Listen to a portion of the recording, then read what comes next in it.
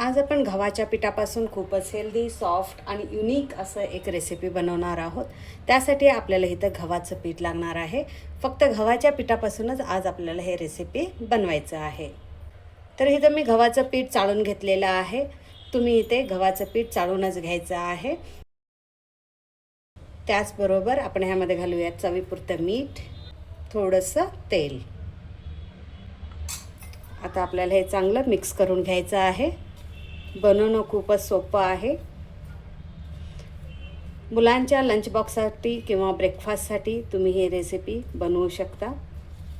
एकाच प्रकारची भाजी चपाती खाऊन कंटाळा आल्यानंतर आपण असं एक हेल्दी ब्रेकफास्ट म्हणून सुद्धा सकाळी हे ब्रेकफास्टसाठी बनवू शकतो. हे चांगलं आता मिक्स झालेलं आहे. ह्यामध्ये आपल्याला थोडं थोडं पाणी घालत आपण जसं चपातीचं पीठ मळतो त्याच पद्धतीनं आपल्याला इथं पीठ मळायचं आहे.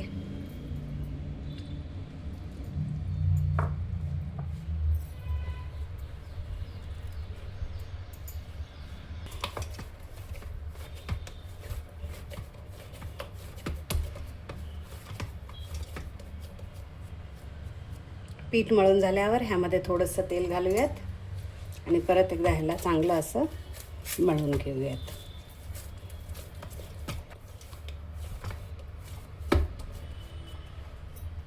अशा पद्धतीनं आपल्याला इथं चपातीचं पीठ मळायचं आहे.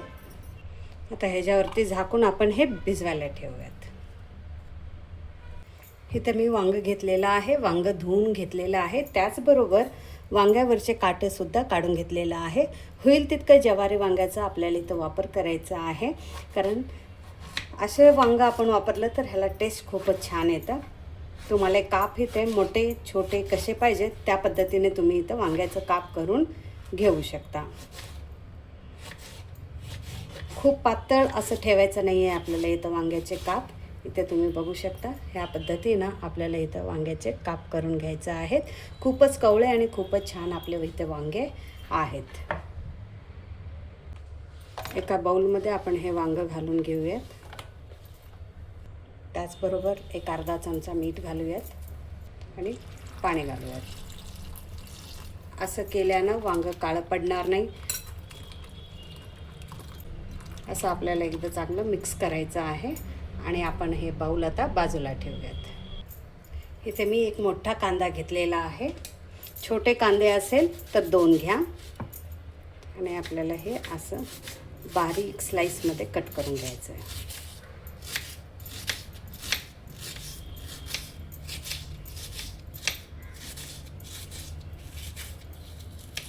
ह्याचे काप असं खूपच मोठे आहेत म्हणून आपण ह्यामध्ये 2 असं कट करून घेऊयात. हे बघा, अशा पद्धतीनं वांगं इथं चिरून घेतलेलं आहे.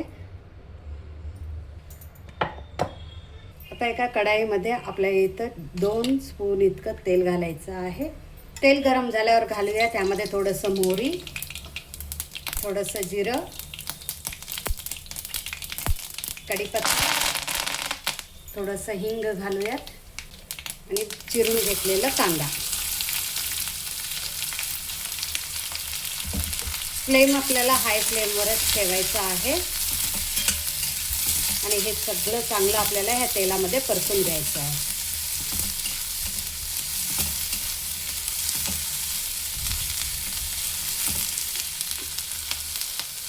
आता ह्यामध्ये घालूयात जे आपण मिठाच्या पानात कट करून ठेवलं होतं ना वांगं, ते घालूयात. पण घालताना त्यामधलं सगळं पाणी आपल्याला नितळून घालायचं आहे.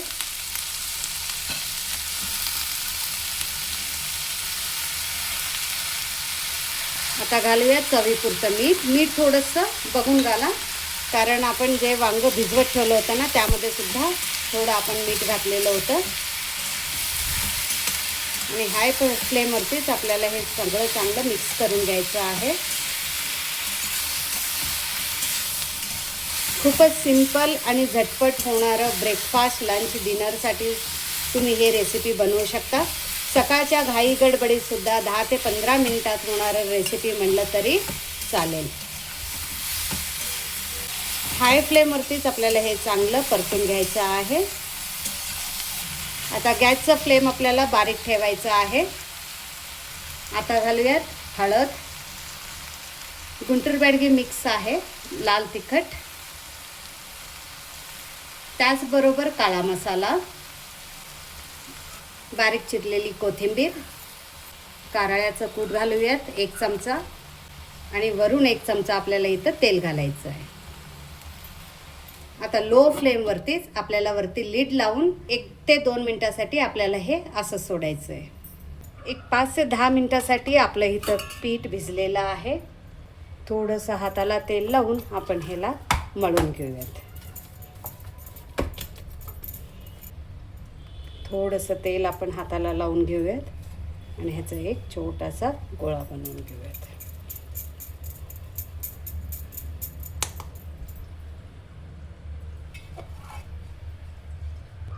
थोडंसं गव्हाचं पीठ लावून घेऊयात.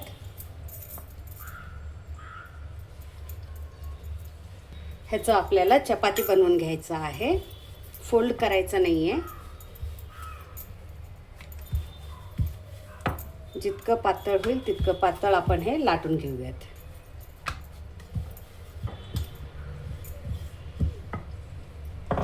बघा एवढं पातळ आपल्याला हे लाटून घ्यायचं आहे. आता आपण घालूयात ह्यावरती एक अर्धा चमचा इतकं तेल आणि त्याचबरोबर थोडंसं गव्हाचं कोरडं पीठ. हे सगळीकडं आपल्याला असं पसरून घ्यायचं आहे आणि नंतर आपल्याला हे फोल्ड करायचं आहे असं. आता आपण हे मधून असं कट करून घेऊयात. इथे तुम्ही बघू शकता लेयर्स आलेलं आहे. फक्त आपल्याला हे असं राऊंड करून घ्यायचं आहे. काही जास्ती काम यामध्ये नाही आहे.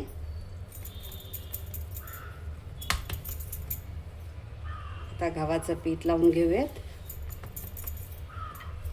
आणि थोडंसं जाड आपल्याला हे लाटायचं आहे. बनवणं खूपच सोपं आहे. दररोज चपाती करण्यापेक्षा असं तुम्ही हे पराठा म्हणून सुद्धा करून मुलांना देऊ शकता.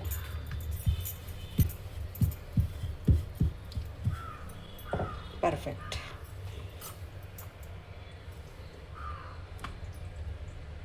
आता हे आपण असंच ठेवूयात. आता गॅसचा फ्लेम आपल्याला बंद करायचा आहे. त्यानंतरच आपल्याला हे चांगलं मिक्स करायचं आहे. परफेक्ट. थोडंसुद्धा आपल्याला ह्यामध्ये पाणी म्हणा किंवा शेंगदाण्याचं कूट म्हणा घालायची गरज नाही आहे. अशा पद्धतीनं तुम्ही एकदा उत्तर कर्नाटका स्टाईलनं वांग्याची भाजी बनवून खा. दररोज तुम्ही वांग्याची भाजी बनवून खाल. वांगं न आवडणारे सुद्धा वांगं आवडीनं खातील. नाक मुरडणारे सुद्धा अजून वांग्याची भाजी पाहिजे असं म्हणतच खातील. 1 चपातीऐवजी 4 चपाती खातील. अशा पद्धतीनं तुम्ही एकदा वांग्याची भाजी बनवून पहा. परफेक्ट. आता हे झालेलं आहे. गॅस बंद आहे. वरती झाकून बाजूला ठेवूयात. आता इथं तवासुद्धा गरम झालेला आहे. आपण करून घेतलेला पराठा घालूयात. थोडंसं तेल घालूयात. गॅसचा फ्लेम आपल्याला हाय फ्लेमवरतीच ठेवायचा आहे. आता इथं मी थोडंसं तूप लावून घेते. तुम्ही लोणी किंवा तेलाचा वापरसुद्धा करू शकता. डाएट करणारे तेल तूप लोणी स्किप करू शकता. गॅसचा फ्लेम हाय फ्लेमवरतीच ठेवायचा आहे.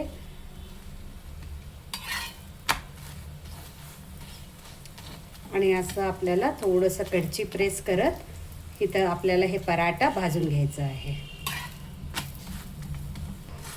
हे बघा चांगलं भाजलेलं आहे. आपण हे काढूयात. हे बघा आपलं गव्हाच्या पिठाचं गरम गरम पराठा रेडी झालेला आहे. थोडंसं आपण ह्याला असं प्रेस करूयात. हे बघा आपोआप हे लेयर्स जे आहेत ना ते ओपन होतात. तुम्ही बघू शकता. आणि हे सॉफ्टसुद्धा राहतं कारण फक्त गव्हाच्या पिठाचं आपण बनवल्यामुळं हे सॉफ्टसुद्धा राहतं. आता ह्यासोबत आपण सर्व करूयात आपलं गरम गरम वांग्याची भाजी.